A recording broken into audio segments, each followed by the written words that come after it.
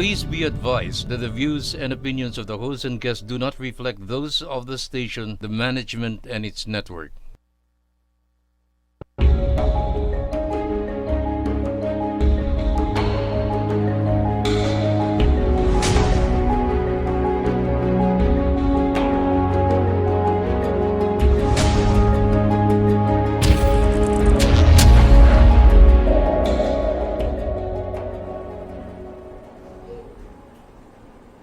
Magandang araw sa lahat na aming mga taga-subaybay. Ako po ulit si Atty. Jumrani. By the way, it's that time of the year again and this is our Christmas Day special. Kaya happy holidays sa lahat. Ito ang People's Court, ang programa sa TV na mapupulutan ninyo ng kaalaman at aral tungkol sa batas na may kinalaman sa inyong buhay, seguridad, negosyo at ari-arian. Walang mahirap intindihin sa batas kung atin itong hihimay-mayin at pag-uusapan. Speaking of which, in this episode, ating pag-uusapan ang bagong SOP o protocol sa pagpapatupad ng mga arrest at search warrant. Sa mga nakaraang taon, maraming mga insidente ng arrest at search na naging tampok ng mga balita dahil excessive force daw o hindi nasunod ang due process sa pagpapatupad nito. May mga napawalang sala pa nga dahil hindi nasunod ang protocol. Talaga namang napaka-controversial ng paksa natin ngayon. Para tulungan tayo sa paghimay ng ating paksa, ikinagagalak kong ipakilala at i-welcome ang ating natatanging Judge Jing Uyengco-Nolasco na mukhang Miss Earth 2021 today. Naku, maraming salamat, Atty. Al. Napakano naman, no? Nagulat tuloy ako, di ba? Hello ulit sa iyo at sa ating mga televiewers po. Magandang araw po sa inyo and happy holidays, gaya po ng nasabi ni Atty. Al. I'm Judge Jing and welcome to our third episode at ang ating pong Christmas episode. Tama ka, Atty. Al, controversial ngunit napapanahon na pag-uusapan natin ngayon. Noong June 29, 2021, inaprubahan ng Supreme Court ang rules on the use of body-worn cameras in the execution of warrants. And it is supposed to take effect po last August 1, 2021 pagkatapos na pong ma-publish last July. Now, this mandates the use of cameras or other recording devices when conducting arrest or search warrants. Tulad ng ginagawa nila sa Amerika at sa iba pang bansa. Kasi doon, matagal na silang may ganito eh. Tama. Is this good or bad for law enforcement and the justice system? We will find out. And to help us, we will have a special guest. Talaga namang it's our honor. I'm really thankful that he agreed to this. No? Dahil bahagi ng justice system ang law enforcement, it is but fitting that our special guest is a judge. No? Papakilala natin siya mamaya. Samantala, napanood nyo ba ang second episode namin kung saan pinag-usapan natin ang tax on online sellers and digital content creators? I'm sure, Judge, napanood nila. By the way, napapanood tayo sa GSAT at sa iba pang cable networks. To be precise, we're on Channel 1 on GSAT. We are also on Channel 231 on Sky Cable. We are on Channel 28 sa Pacific Cable, ang Converge Cable Network. And also we are on Channel 45 on UHF. Ayan. So nasa TV tayo. Napapanood din tayo sa YouTube at sa Facebook. Maraming salamat sa inyong pagsubaybay. Speaking of last week episodes, nais natin magpasalamat sa ating special guest last week na si Atty. Jan Raleigh Chavez sa kanyang oras at sa kanyang pagpapaliwanag ng tax on online selling and digital content creators. At syempre, salamat sa mga pinamigay niyang mga libro. No? Indeed, Atty. Chavez is not only an expert on tax law, but he is also a prolific writer. I agree, Atty. Al. Grabe si Atty. Chavez. Actually, nagpapatulong ako sa kanya, nagpapamentor ako sa kanya sa pagsulat ng libro. Kasi ako, wala pa ako nagagawang libro. Siya, nakailan na. And nakita nyo naman po, ating mga kahuntahan last week, si Atty. Chavez talagang pati yung exact provisions. Diba? Gusto nga natin i-check sa libro. Tama ba ito sinasabi nito? So we did learn a lot about taxation from last week's episode. Napag-alaman natin na taxes are the lifeblood of the government. Yun po ang bumubuhay sa ating gobyerno at sa ating lipunan. That the taxes we pay go to supporting basic social services, building infrastructure, and running the government bureaucracy. At dahil diyan, mahalaga na magbayad tayo ng tamang buwis. Kasi po, gaya na sinabi ko kanina, kung wala po tayong ibabayad na buwis, paano na po ang ating bansa? Wala po tayong patutunguhan. Tama, Judge. Ayan, pwede ka na tumakbong politiko, Judge. Wala sa plano. Yes. Ayan, tama kayo, dyan, Judge, no? Hindi ko makalimutan no last episode, yung linyang, there are only two things certain in life, death and taxes. Ano pa nga ba yung iba? Anyway, why don't we just watch the highlights from last week's episode? Direct, take it away. Why does the government collect taxes? Actually, in my volume 1, no, I define taxation, pero yung dulo na lang yung sasabihin ko. The purpose of it is to raise revenue for the legitimate and necessary expenses of the government. Yes. So if the expenses is not legitimate and if the expenses is likewise not necessary, that would be a violation of the Constitution. Sabi mo, para bang yung taxation is also forever. There are only two things certain in life, death and taxes. Similarly, under Section 84, the moment a taxpayer meets his creator, that's the end of it. Isang beses ka nalang magbabayad ng tax, that is estate tax. Isa lumagpas dun sa threshold na 3 million, 3 million. Yes, correct. walang value-added tax. Okay. Not unless ngayon magtataka ka, bakit ito, late-late ng negosyo pero nagpapataw indirectly ng output tax or value-added tax because the taxpayer there opted to register as VAT seller so that that seller can claim input tax. So clarify, pag above 250 na, tapos below 3 million, hindi kasi mandatory si VAT. Magkaiba yun. Oo, kasi income tax yun eh. Yung income tax, exempted ka. Basta kung for the entire year, 250 lang kinita mo. Pero kung above 250 and below, you will have the option. Kung nga. self-employed ka, at hindi ka mixed income earner, you are entitled to the first exemption of 250,000. Yung tanong mo, pang-auditor yan eh. Okay. Okay. So actually, well, ang iniisip kasi natin, pag taxpayer ka, ang obligasyon mo lang magbayad ka ng buwis. Correct. Totoo yan, tama po yan. Pero meron tayong mga iba pang obligasyon, hindi lang pagpa-file ng income tax return. So halimbawa, the taxpayer must, on or before January 30, must file an information on his inventory. correct. Inventory That's listing, yun. ano yun? Okay. Yung finished goods mo, yung work in process, yung raw materials, yung supplies mo. kasama rin yan sa online selling. Diba? Yes, of course. So, Applicable yan. ngayon, kung hindi ka magpa-file nito, merong karampatang parusa. Automatic, may fine ka na 1,000 but not to exceed the aggregate amount of 25,000. Pero, magaang lang yun, 25,000 aggregate amount. Pero pag tumakbo ka sa section 254, if in the eyes of the BIR, Titignan ko na. Titignan ko yung if in 254. the eyes of the BIR, you are trying to Evade. attempt or evade taxes, medyo mabigat ang parusa Oo dito. naman. Yun So, yan. Yan, diba? minimum, Oo. ang conjunction doon, ang minimum is 6 years to 10 years, tapos 50,000 to 10 million fine. Wow, Attorney Al, ang dami nating napag-usapan at mukhang kulang talaga tayo sa oras, no? Nabitin tayo. Ang dami nating tanong kay Attorney Chavez hanggang sinenyasan na tayo na. Kulang na sa oras talaga. Di ba, ang important is we learn the basics and hopefully our televiewers, ang ating mga kahuntahan, lalo na yung mga online sellers and digital content creators, now have a general idea about their tax obligations. Like what Attorney Chavez said, if you want to take the first step to register with the BIR and to pay your taxes, you can consult a certified public accountant or CPA or visit a BIR office nearest you. I second the motion, Judge. No? This show is about asking the right questions and getting the right information. Kaya manood po kayo sa amin linggo-linggo sapagkat marami kayong matututunan. Uulitin ko po, mapapanood nyo din kami sa YouTube at Facebook. Ay, may Twitter at TikTok account na po pala kami. Yes. Siyempre, yung wholesome, ha? Okay. Hanapin nyo lang ang GNN People's Court sa YouTube, Facebook, at TikTok. Ulitin ko po, GNN People's Court. Ayan, speaking of Twitter. which, Twitter. yes, o nga Ganun pala, din. Twitter. Ayan. So, hopefully, we can also have our accounts in other social media platforms. Pero sa ngayon, yun po, YouTube, Facebook, Twitter, at TikTok. Ayan. Yes. GNN People's Court. Speaking of which, we want to hear from you and know what you're thinking about the show. And if you have legal questions, let us know because we will help, clarify things for you. So please comment on our posts and send us your messages and questions. Yes, we are excited to connect with all of you po, our dear kahuntahans. In fact, we are inviting you to be part of our show.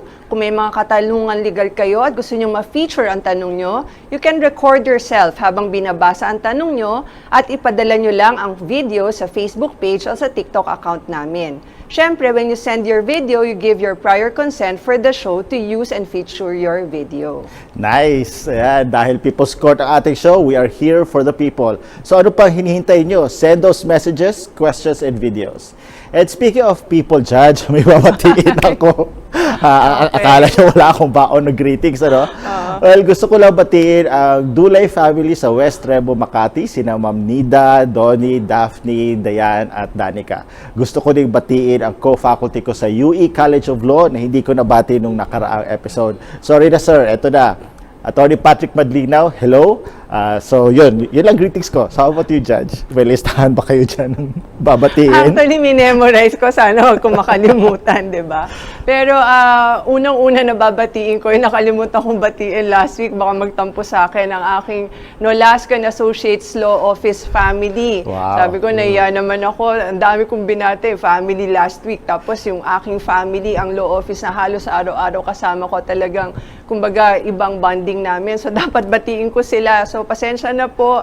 Attorney Mike, our junior partner, and of course, the other members of the legal team, sina Attorney Carlo, Attorney Oliver, Attorney Olivet, and then sa admin naman, yung paralegal din namin, yung aking panganay si Barry, na both legal and admin, kasama siya doon. And then sa admin, we also have our office manager, si Miss Marie, and then si Harold, si Joaquin. At tapos yung paralegals namin na dalawa na naka-leave ngayon kasi magbabar. Another tiny topic. Next month na yun. Si Eunice at si Ami. Wala ba ako nakalimutan? Ako, kung may nakalimutan ako, next week po ulit. Yes. So, baka mapagalitan ako eh. So, pasensya na. Yan. So, hello sa inyo, shout out sa inyo, and of course, happy holidays. Yes. Wow. Pwede pa ako mag-apply doon? Baka meron pa konting slack doon. Collab. Attorney Al. Kasi hindi kita afford. Akala ko off-council. Yun ang gano'n, off-council. Diba? Kasi hindi kita afford. Mataas na ang ano nito, celebrity ito. Anyway, sige, okay na yun. Ganito. Baka pag ako nagtrabaho para sa inyo. Diba? Mahirap yun. Anyway, hello po sa inyo lahat. Sa lahat po ng binati namin. And again, happy holidays. Ayan, maraming salamat po sa pagsubaybay. Ngayon naman ay pahapyawan natin ang pagkasa natin mamaya sa legal speak at amicus curiae. Ito ay ang paggamit ng body-worn camera sa pagpapatupad ng arrest at search warrant. Ano ba itong arrest at search warrants? At bakit kailangan may body-worn camera ang mga pulis kung magpapatupad ng arrest at search warrants? Yes, Attorney Al. At dagdag ko lang, kailangan bang malaman ng aarestuhin at isa-search na nire-record siya gamit ng body-worn camera or alternative recording device? Paano gagamitin ang video recording sa korte? At pwede bang pigilan ng inaresto at sinearch ang paggamit ng video recording sa korte? Yan at marami pang iba ang pag-uusapan natin sa pagbabalik ng People's Court.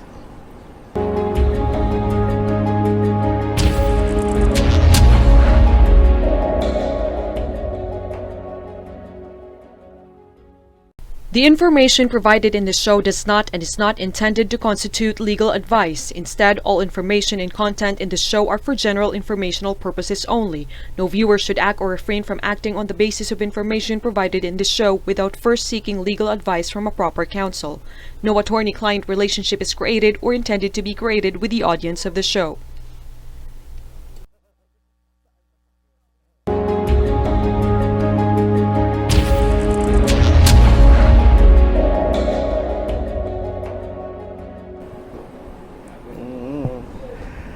Thank you and welcome back to People's Court. I am your Kuya, Atty. Jumrani, and with me is your Atty. Judge Jing Uyengco-Nolasco.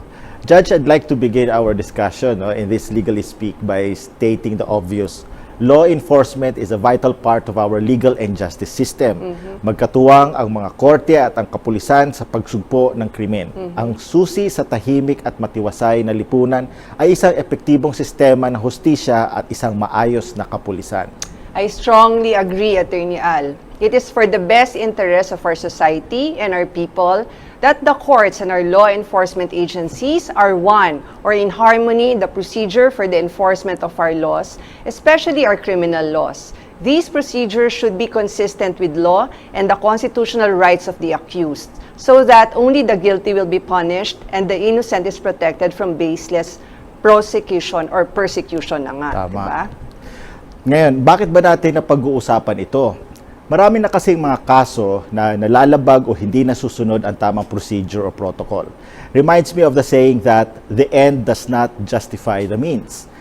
Share ko lang, Judge, sa isang decision ng Supreme Court noong 2013, ang Orpiano versus Spouses Tomas, sinabi ng Supreme Court na considerations of expediency cannot justify a resort to procedural shortcuts. The end does not justify the means. A meritorious case cannot overshadow the condition that the means employed to pursue it must be in keeping with the rules. Ang ganda ng doktrinang yan, Atty. Al. Sa ating bansa, sinusunod natin ang due process of law. Ito ay ang proseso o pamamaraan na sinusunod bago arestuhin, ikulong o hatulan ng isang taong inaakusahan ng isang krimen. Ang due process ay hindi lamang para sa mga korte, kung hindi para din sa ating mga law enforcement agencies. Yan. Judge, matanong ko, nung ikaw ay presiding judge, may mga criminal cases ba na na-dismiss dahil sa hindi nasunod ang procedure ng arrest o search bago isinampa ang kaso? Yes, actually, marami. Madalas na issue ay hindi lamang sa mga kaso na na-dismiss ko, kundi ayon din sa Supreme Court ay yung illegal warrantless arrest, yung walang probable cause o basihan ng pag-aresto ng isang tao na suspected na gumawa ng krimen. Naging issue din yung excessive o mapagmalabi sa pagpapatupad ng arrest or search warrant. Actually, yung abuse nga Yes, nandoon yun. tama. Last ay yung chain of custody. Ito yung talagang medyo sensitive issue vulnerable or fragile yung pag-uusap na yan tungkol sa chain of custody at pag-observe niyan. O yung pag-handle ng ebidensya simula sa arrest o search hanggang sa presentation nito sa korte. Lalo na nga for the drugs cases. Correct. Kasi very important yon. Kaya kahit na may merit sana ang kaso, unfortunately, at masakit man sa loob ng mga law enforcement agencies at actually kahit sa court, lalo na pagka medyo alam ng law enforcement agencies, itong taong to ay talaga namang Correct. alam mo may kasalanan, di ba? Madidismiss pa rin siya, nadidismiss ang kaso kung hindi nasusunod ang proper procedure. Tama, Judge, idagdag ko lang. In fact, laman ng balita kamakailan yung pag-dismiss ng La Union Court sa drug charges laban sa isang lalaki na nahulihan ng droga habang nagbabakasyon kasama ang kanyang nobya. Na-dismiss ang kaso dahil sa procedural lapses di umano ng mga pulis. According to published quotes from the decision, the prohibited drugs were not immediately marked at the scene of the crime to prevent sana yung posibleng switching, planting, or contamination ng evidence. Siyempre, nang hinaya ang prosecution, tulad nga na sinabi nyo, Judge, kaya nag-file kaagad ito ng motion for reconsideration noong November 25, 2021. Wala pa desisyon ng korte sa motion na iyon. Correct, Atty. Al. Kaya hindi pa natin pwedeng Yes, pag-usapan correct. yun, di ba? Pero in criminal cases, sabi nga, procedure reigns supreme. Correct. Hindi lang siya king kasi baka sabihin ni tayo gender sensitive, Yes, di ba? okay, So, right. procedure reigns supreme. Kung hindi nasunod ang procedure, posibleng ma-dismiss ang kaso. Dahil dyan, laging naglalabas ang Supreme Court ng mga rules, administrative orders at circulars bilang gabay sa korte, sa mga prosecutors at pati sa ating kapulisan. Tama, Judge, sa loob ng nakaraang 2 taon lang ay naamyendahan ang Rules of Civil Procedure, Correct. ang Rules of Evidence, at naglabas din ngayong taon lang ng Rules on Video Conferencing. Siguro dapat, Judge, magkaroon na rin tayo ng isang episode on judicial reform. So, do you think? Oo. Okay, so the Supreme Court constantly promulgate these rules. Bakit kaya, Judge? May kinalaman ba ito sa rights of the accused sa ilalim ng ating konstitusyon? Actually, Atty. Al, tama ka doon. Sinasabi sa Article 3 ng Constitution ng isang akusado o isang pinagbibintangan ng isang krimen ay may mga rights na dapat kilalanin ng kapulisan at ng mga korte. Ilan dito ay ang right to be presumed innocent. Okay, isa yun, Right to remain silent. Right against self-incrimination. Right to bail at right against torture, force, violence, threats, etc. Actually, di ba, yung sa mga Hollywood movies nga, napapanood natin yan, yung tinatawag po ng Miranda rights. Diba, Yes, pagka hinuli ang tama. pulis, sabihin, you have the right to remain silent, anything you say will be used against you in the courts of law, yung mga ganun-ganun po. Yun po yun. Kasama rin po yan sa ating constitutional rights of the accused. At gusto ko lang ding i-emphasize na these rights are not undue or unreasonable restrictions on law enforcement or the criminal justice system. The Constitution recognizes these rights, and these rights must be recognized precisely to make our law enforcement and justice system fair, just, and credible. This is to make sure that those who are tasked with executing and applying the laws are not themselves violating the laws, kumbaga hindi po pwedeng sabihin nila na above the law, no? Na Correct. sila dapat na nagpapatupad tapos sila mismo ang numero unong violators. Hindi yun po pwede. Nako, Judge, I concur, affirm, and confirm. Ay, nako, ganda pakinggan ng mga ideals ng batas. No? They are really good on paper. Sana lang talaga masunod ang mga ito. Lagi ko ang sinasabi sa statutory construction classes ko, no, na we should always remember that law intended right and justice to prevail. Yes. Kaya in case of doubt, resolve the doubt in favor of the avowed ideals and spirit of the law. Okay. Moving on, nabanggit ni Judge na laging naglalabas ang Supreme Court ng mga rules, administrative orders at circulars na nagsisilbing gabay sa korte sa mga prosecutor at sa kapulisan. Kaya nga nitong June 2021, with effectivity in August 2021, inilabas ng Supreme Court ang AM number 21-06-08-SC o ang Rules on the Use of Body-Worn Cameras in the Execution of Warrants. Sa ilalim ng Rules on Body-Worn Cameras, mandatory na i-record ng mga pulis gamit ang kanilang body cams o alternative video recording device ang bawat pag-aresto at pag-search ng mga bahay, opisina at iba pang lugar na konektado sa isang kaso. Judge, nakakita ka na ba nitong body camera na gagamitin ng mga pulis? Actually, hindi sa mga pulis, pero meron ako na-encounter na law enforcement, traffic enforcer actually, dito sa Makati, na nakaganon, para nakalagay dun sa bulsa, and then nakalagay na ito yung body cam nila, no? So, yun lang pala nga nakita ko, pero yung sa gamit ng mga pulis, hindi ko pa talaga nakita. And isa actually yan dun sa mga ni-raise ng kapulisan nung lumabas itong rules na ito, na sabi nila, okay, we have this, pero ang anong reality, kulang sila sa gantong body cams. Correct. Magkasos ata yun, Judge. Oo, parang 2,600 lang daw. Okay. Ang estimate nila for the entire police force. So that's just about ilang percent lang, less than 10% yata, na available doon. So I think they also wrote pa to the OCA, to the Office of the Court Administrator of the Supreme Court para to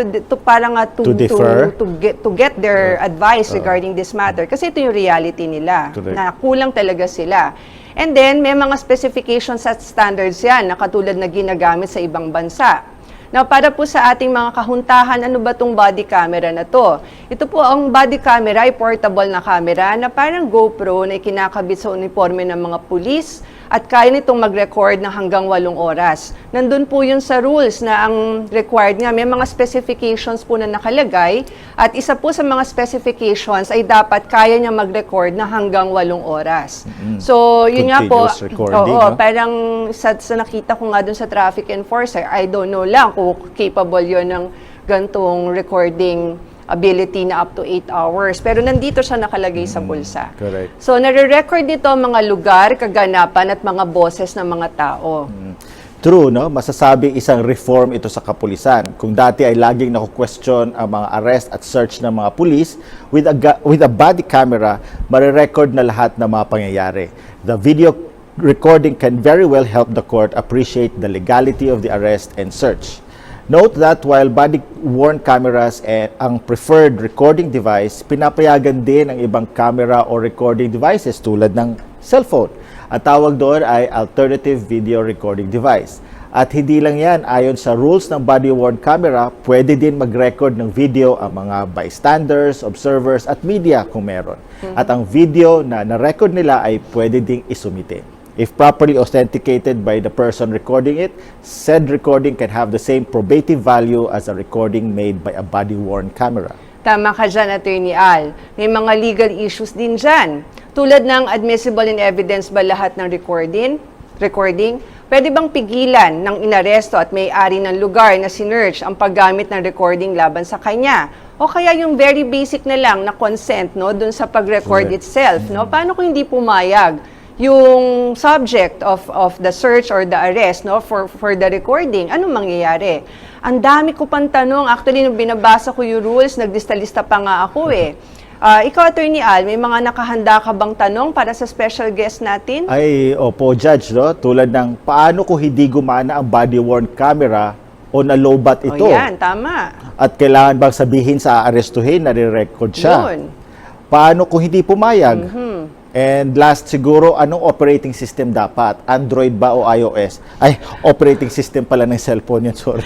Ay, nako. Pero actually, kung gagamitin ng cellphone as yes, alternative correct, recording oo. device, Yes, yun. oo. Meron ba yun na dapat iOS o Android, Android, di ba? correct. Nako, ikaw talaga, Attorney Al. Ako naman, as in, excited na ako sa susunod na segment natin. By the way, sa Amicus Curiae segment natin, ang special guest natin ay kilala sa field ng criminal law at criminal justice. In fact, nile-lecture niya to, no? At saka ilang beses na siyang naimbitahan pati sa radio programs on the rules on body-worn cameras. Kaya masasabi nating authority siya sa topic. Kaya wag kayong bibitaw, dyan lang kayo at magbabalik ang People's Court. The information provided in this show does not and is not intended to constitute legal advice. Instead, all information and content in the show are for general informational purposes only. No viewer should act or refrain from acting on the basis of information provided in this show without first seeking legal advice from a proper counsel. No attorney-client relationship is created or intended to be created with the audience of the show.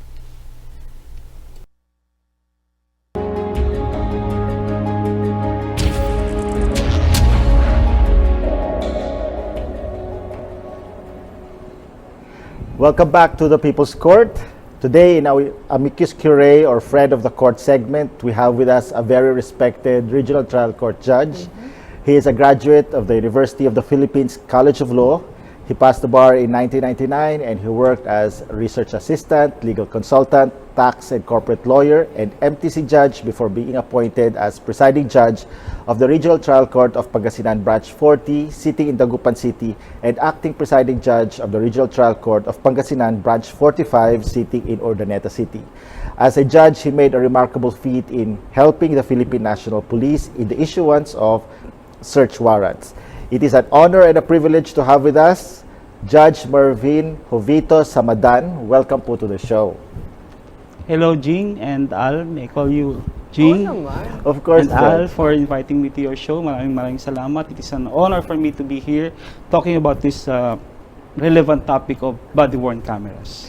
Thank you for accepting our invitation, Judge Mervin. Ang tawag ko nga sa kanya, actually, Attorney Al, is Kuya. Kuya na lang, kung ano Oo, yung tawagan kuya. na lang Kasi, para mas komportable tayo. Para lang po sa kalaman ating mga kahuntahan at Attorney Al, kami ni Judge Mervin, we go a long way back, 2007 pa, when we first met, nung naging first level court judges kami, no? Dun, sa isang convention natin, no? Sa Zamboanga Zamboanga. yata. That was our first Sa Zamboanga.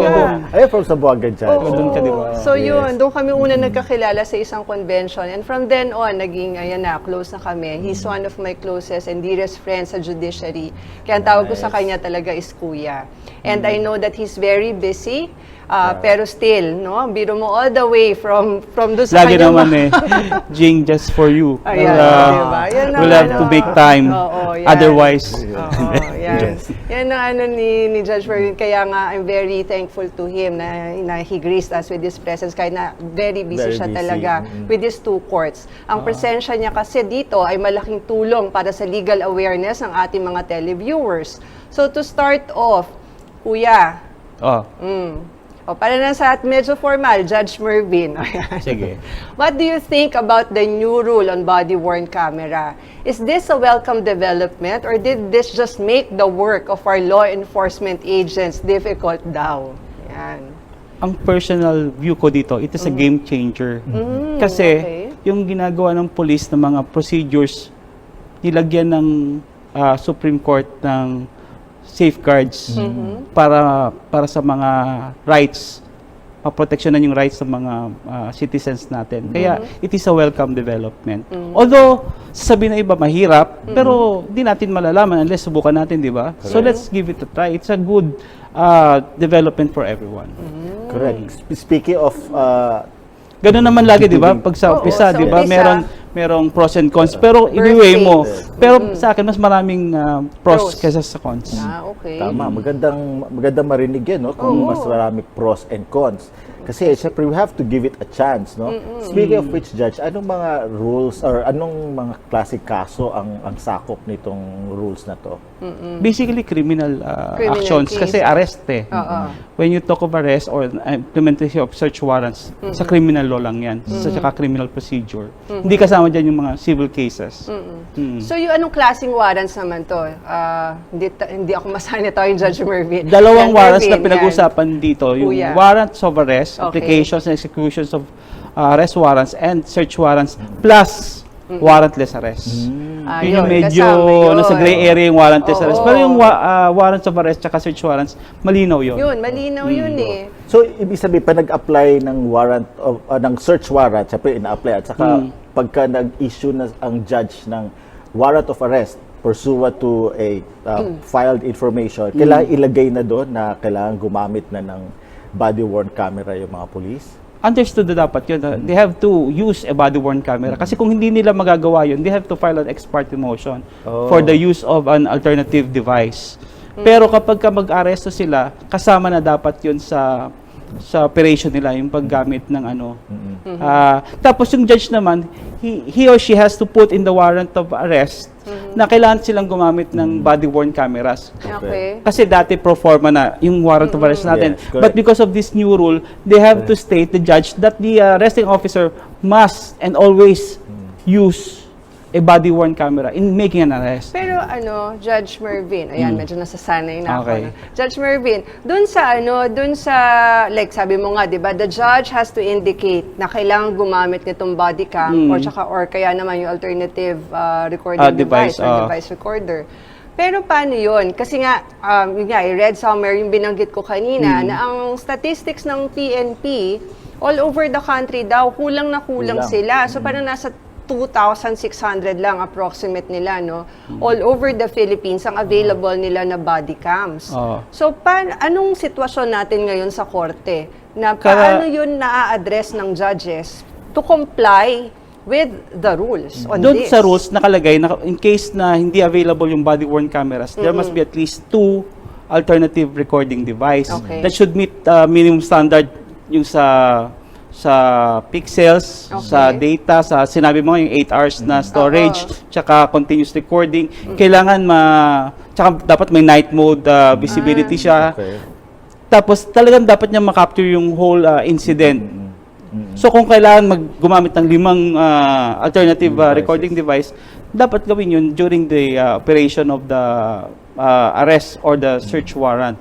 Attorney Al, may follow-up question lang ako kasi nabanggit ni Judge Mervin yung alternative recording device at nabanggit mo rin kanina kasi na yung cellphone ang ginamit mong example ng alternative recording Pwede ba device. yun? Oo, tama ba Judge Mervin na yung cellphones, for example, ng mga police, since yun na nga, kulang sila sa body cams, no, as stated by the head of the PNP, na wala. Ang reality, okay, this is a good rule, kumbaga, pero mahirap i-enforce or implement because they lack the resources. That's why they wrote pa nga daw to the Office of the Court Administrator about it. So itong alternative recording devices, anong mako-consider? Like, yung sinabi ni Attorney Al na cellphones, anong klaseng cellphones? May specs ba yun? Tama ba na iOS? Kahit Android, naman or hindi naman siya brand conscious yung mga cellphone, no? Basta mamit lang niya yung minimum requirements. So cellphones pwede? Pwedeng cellphones. Basta merong audio tsaka recording, video recording capabilities. Tapos yung display niya, tsaka yung battery life, lahat dapat na mamit niya yung minimum requirements. So kahit din dapat yung at least dalawa. Pero Pero pwedeng isang body cam, kung may body cam na kayo doon, minsan kasi yung body cam hindi official eh. Kung hindi official na body cam, pwede rin yun. Basta mamit din niya yung minimum requirements na isang body cam at saka isang at least isang alternative device. Basta dalawa lagi na mamit niya yung mga minimum requirements under the rules. So kung walang sorry. Okay. Sige, una ka na. Exactly. I'll follow up, no. Kung walang body cam or halimbawa yung na low bat yung body cam or yung alternative video recording device ng police.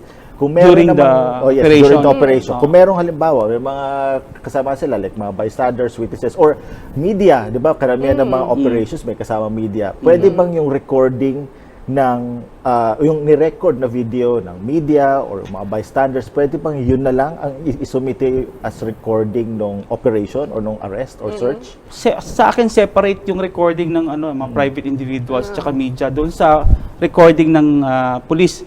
Kasi ang rule inuutusan nila yung police na sila yung mag-record, hindi ng ibang tao. Ngayon, pag nag-malfunction yung, nag-lobat yung camera, yung cellphone, dapat sabihin nila doon sa report nila. Kasi may report yan after the incident, after the arrest, magsasubmit sila ng affidavit of report. Return.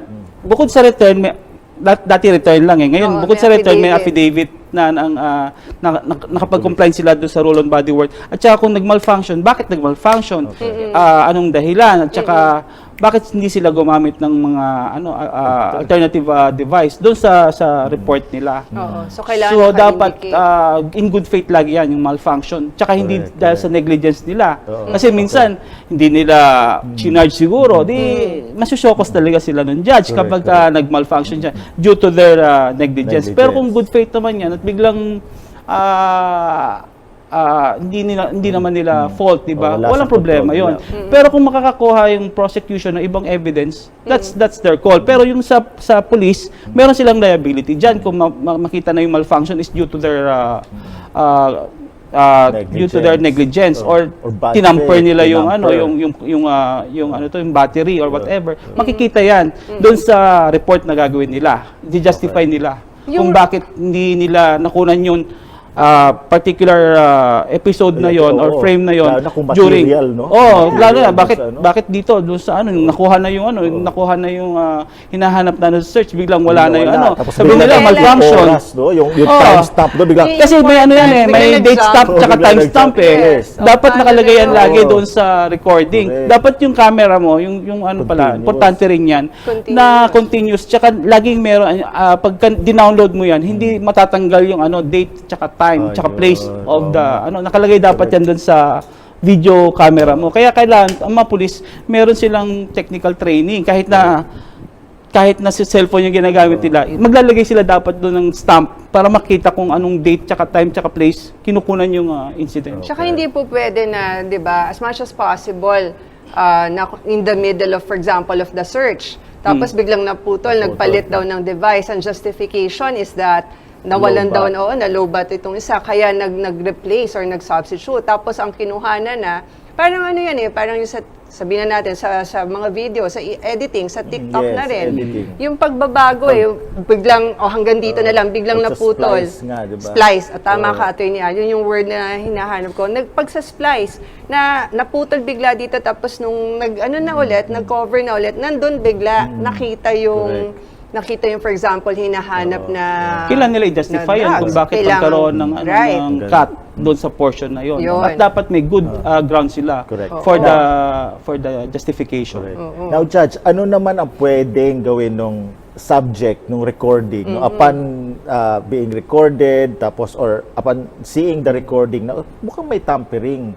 So, ano ang remedy nung akusado, nung inaresto, or anybody who's the subject? Kasi makikita nila yan during the downloading of the video. Hindi nila makikita yan during the implementation of the search warrant. So, within 24 hours kasi, yung arresting officer, dapat niyang i-download na yon yung video na yon at hindi yung arresting officer magda-download. Meron tayong tinatawag under the rules sa data custodian. Yung data custodian sa kanya ibibigay ng arresting officer yung video, tapos siya magda-download within 24 hours.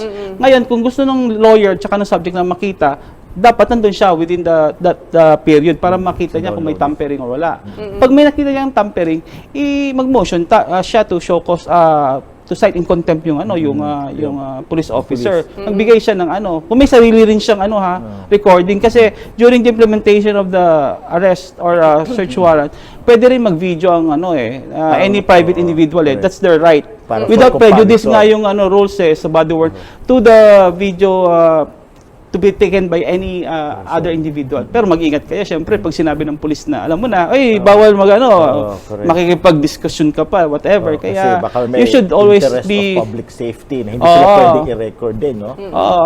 So, kung may kayo, walang problema. Kasi yung recording na yun, once downloaded, ibibigay na yun sa court. Yung search warrant, doon sa search warrant, Pagka sa arrest warrant naman, lalo na pag warrantless arrest, ibibigay yan sa inquest prosecutor. Doon kayo mag-file kayo ng manifestation or motion na there was evidence of tampering or meron nag-obstruct doon sa paglalagay ng ng mga, kasi dapat may chain of custody yan eh. From the time na ni-record niyo yung video up to the time na mapunta sa court, i-ano niyo kung sino yung mga hindi lang humawak at saka kung sino yung nanood. Kasi ang pwede lang manood doon is yung syempre yung kumuha ng video at saka yung yung data custodian, tsaka yung subject nung search warrant. Pag meron ibang nanood, dapat ilagay nyo doon sa return, doon sa report. So, ilalagay every para alam mo kung sino doon actually yung kung may chance na matamper yun along the judge, line. kung merong sensitive information like halimbawa sexual offense or may pag may minor na involved doon sa search warrant or sa arrest warrant, pag may sexual crime or di kaya may domestic assault or domestic violence, laging i-edit. Ang tawag dyan is yung Yun yung redacting. Yun yung gusto ko i-clarify nga. Para i-photoshop mo, i-blur mo yung mukha or i-blur mo yung mga acts na kino-consider na sexual in nature tsaka yung domestic na problem. I-edit mo yan. Pero isasubmit mo pa rin yung original na doon. So may report ka na niredact mo yung doon sa return, niredact mo yung original tsaka yung original, ibibigay mo yan sa court. Meron lang ako, balik lang ako ng konti ha. Kasi itong rules na to, parang more of ang bakang general picture natin, ang covered lang dito is the PNP. No? Pero like for example, for traffic offenses, like ako ngayon, nung tinanong mo ko kanina, Atty. Al, kung nakakita na ako ng body cam, sabi ko nga, ang nakita kong ganun is sa traffic enforcer pa ng Makati. So, nakalagay dito sa bulsa niya at naka-indicate talaga that it's a body cam. So, ang mga traffic violations ba, Judge Mervin, covered ba ito ng rule na ito? At aside from, kung covered sila, like MMDA or itong mga local traffic enforcers, aside from them, meron pa bang iba na covered, like aside from the PNP, etc. Okay. Doon sa first half ng question mo, kung may traffic violation, ang general rule, hindi siya covered kasi wala namang arrest at that time.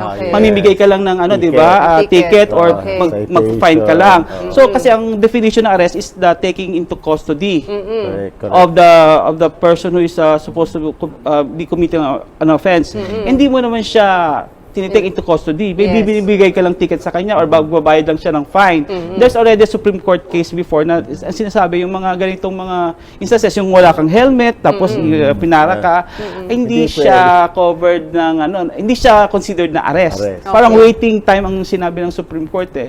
Mag-antay ka na, bigyan ka ng ticket or whatever. Pero hindi ko sinasabi na absolute yon. May mga actual na direct assault na nangyayari after kaya it's better na hindi mo kasi malalaman during the traffic violation kung ano mangyayari, kung magsusuntukan na ba sila, di ibang naman yan, di ba? So it's better na magsuot na lang sila ng body cam. Pero kung doon lang sa point na magbibigay ka lang ng fine or whatever, hindi mo kailangan i-on yung body cam. Kung may body cam ka, kung wala, i-justify mo na lang na hindi mo na inaasahan na magkakaroon ng buntalan during the traffic violation. So aside from so clear na sa yung ating first half ng question, kapuntahan, na sa mga traffic violations, hindi kailangan i-body cam yan. Hindi covered yan, especially ng rules natin. Kasi ito kasi wala siyang, hindi siya considered na arrest. Yes, and it's not even a search, di ba? Search and arrest. Kasi yung mga ordinance naman, lang yan, payment of fine Pag payment of fine, wala kang warrant of arrest na binibigay. So, pati warrantless arrest, hindi rin siya applicable in the same vein, di ba? Okay. Yung second part ng question ko. So, hindi lang PNP. Nandyan ang NBI, nandyan ang CIDG, nandyan yung PIDEA, Bureau of Customs. Bureau of Customs. Dati kasi, ang mga search warrants, pwedeng mag-issue ang di ba? Manila and Quezon City, mga EJ. Ngayon, bawal na under the rules, pinagbawal na. Tsaka yung mga multiple search warrants, bawal na rin. Yun ang isang change din sa rules. No? Ang pwede na lang ngayon mag-issue ng search warrant is yung EJ or or in her absence yung vice EJ in the territorial jurisdiction. Ako, Pangasinan. So pwede ako mag-issue ng search warrant sa territory ko, sa region ko, Region 1. Pwedeng La Union, pwedeng Ilocos Norte. Pangasinan. Pero they have to give me a good excuse para mag-issue ako nung Okay. search warrant. Naku, ang dami. Parang kulang. Ang bilis Oo, naman. Pero tsaka dapat, Ako talaga. yung head ng NBI ang mag-ano, hindi yung mismong NBI agent. Dapat siya yung Yes, mag-apply with the pero- approval of the higher ups. Pero Grabe. sila yung dapat may suot na ano. Pagka Siyempre, nailabas na yung warrant, warrant, oo. then kung sino mag-i-implement, dapat may suot na. Oo, meron, no? mag-justify Okay. nila Ang dami yun. ko pang Yan, gustong sabi, ako itanong. din. Like, for Gusto ko nga example, rin itanong yung probative value ng recording. Oo, tapos kung hindi nag-consent yung, isa yun sa mga binanggit natin kanina, yung, paano kung hindi nag-consent yung subject? Hindi pwede ipalabas during yun. the court So, yun lang. hearings. Pwede- Kasi pwedeng yun yung right i-record against pa self. rin. Correct. Pwede mo i-record pero hindi mo magagamit in Yes. court. So yun ako. Mabuti na lang. Sana po, klaro na po yan sa ating mga kahuntahan. Kasi pasensya na po, yung 2 hours na lecture to po ito ni Judge kinumpress ko Mervin. lang. Parang kinumpress into 15 minutes eh. Pero at least po, gaya ng Yes, sinabi ni na-cover Atty. naman Al, yung importante. the basics. Oh, the Baka gusto niyo pa ng part 2 kasi. essentials. Ay, naku, Ayan, pwede yun rin. talaga. Pwede. Oo. So, New yun Year po. episode naman kasi Christmas episode Correct. yata. to. Yes. So, ang bilis talaga, ang dami na natin pinag-usapan. No? Maraming salamat po ulit, Judge Mervin, aking kuyang sa pagpapaunlak mo sa amin dito. All the way from Pangasinan, hindi mo kami binigo. Maraming salamat for that. Maraming salamat din. Maraming salamat po, Judge, no? Kaya, tulad nga sinabi, even kapag masaya ang usapan, talagang kulang ang oras, no? Kaya, dito na kami magtatapos, no? Unfortunately. Pero syempre, ngayong episode lang na to, kasi babalik pa naman kami next week. Yes. At tulad sinabi namin kayo na, this is our Christmas episode, so mag-iiwan kami sa inyo ng, of course, happy holidays, greeting, at sana ay this time of the year will be used for everyone to be happy, safe, and to rekindle, no, and renew your connections with your families. Kaya, ayan, maraming salamat po sa inyong lahat. Oo. At this being our first Christmas together, kami po ni Atty. Al, we would like to express our heartfelt thanks to all of you who appreciate the law and how it applies to our daily lives. We wish you a safe and happy Christmas despite the pandemic. So let us cherish every blessing, big or small, in the name of God and country. Sapagkat dito sa programang ito, kayo ang bida. And in the name of justice and of the people, by the people, and for the people, this is People's Court.